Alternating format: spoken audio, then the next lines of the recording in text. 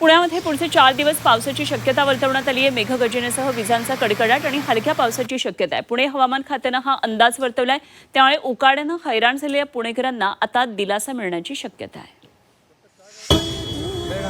पिंपरी चिंचवडच्या पिंपळे सौदागरमध्ये अचानक एका कारनं पेट घेतला। आगीमुळे कार पूर्ण जळून खाक झाली आणि यावेळी अग्निशमन दलाने आग आटोक्यात आणली। सुदैवाने घटनेत कुठलीही जीवितहानी झाली नाही।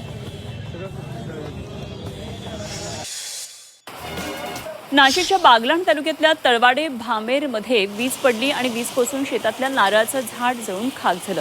सुदैवाने या घटनेत कुठलीही जीवितहानी झाली नाही। मात्र पावसामुळे गहू, कांदा अशा पिकांचं नुकसान झाल्यानं शेतकरी हवालदिल झाले।